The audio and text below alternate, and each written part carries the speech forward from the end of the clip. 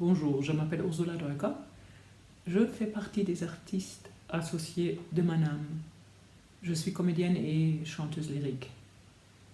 Actuellement, je travaille sur un très beau projet en plusieurs étapes avec Frédéric Albou et le pianiste Vincent Minazzoli sur la vie et l'œuvre du couple des compositeurs Alma et Gustav Mahler.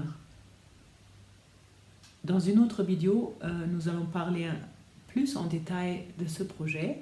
Maintenant, je vais me présenter et parler un peu de ma trajectoire. Je peux dire que tout a commencé par la musique et par la littérature.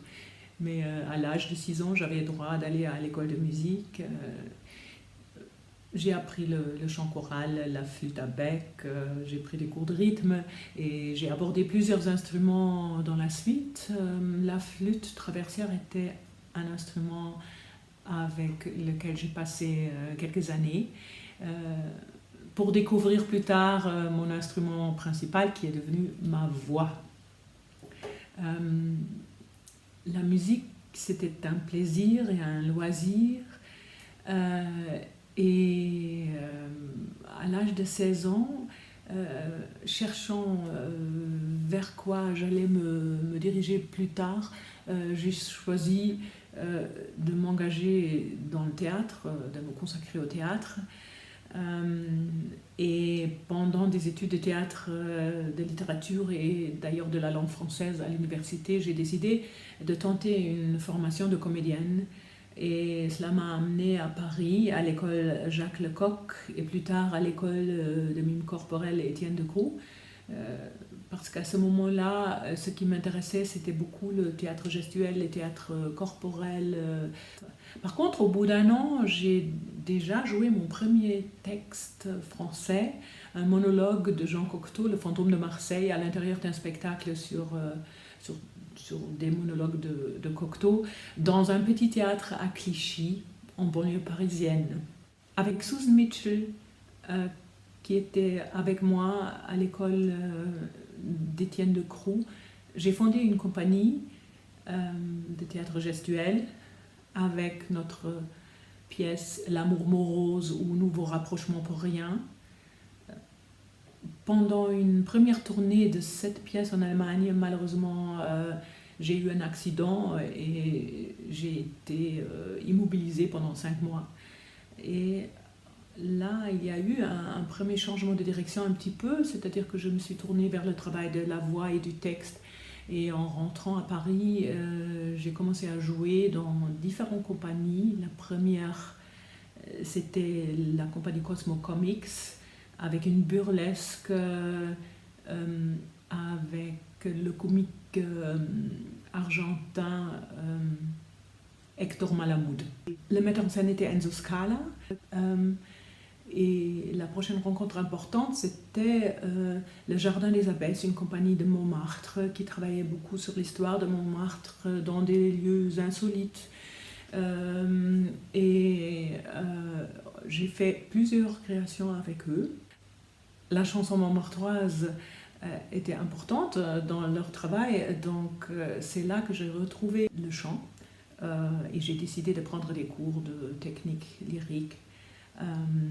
Là, on m'a découvert une voix d'opéra et j'ai commencé très sérieusement à étudier le répertoire lyrique et de mezzo et la technique, voilà, pendant très très longtemps.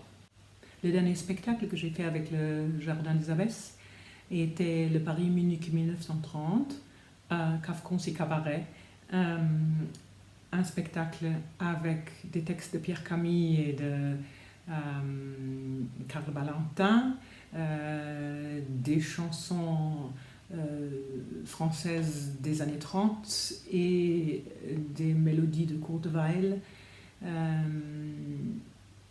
Et ensuite, j'ai eu envie depuis un certain temps, j'ai eu envie de travailler sur des grands textes de théâtre et sur des textes de théâtre classiques aussi.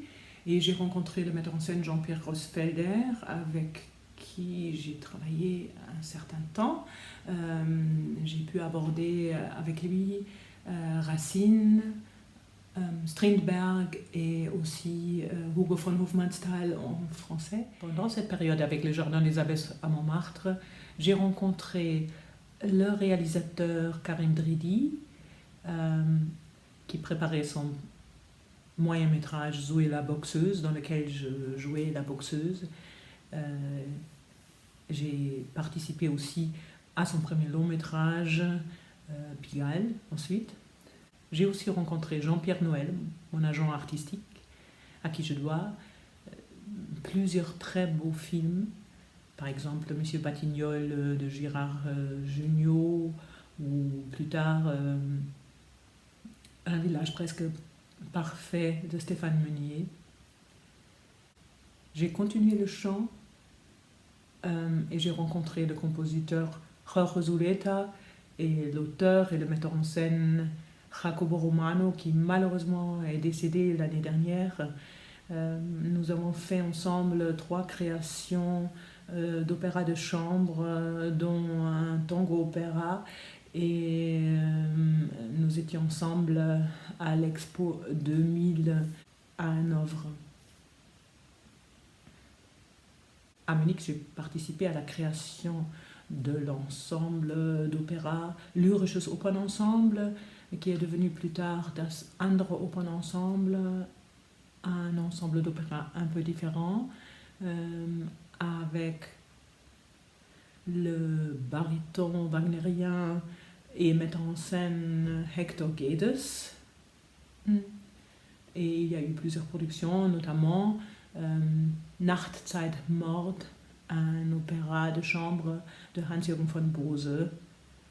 Actuellement, j'investis beaucoup de travail d'actrice et de film, et musicalement, c'est la mélodie et le lead.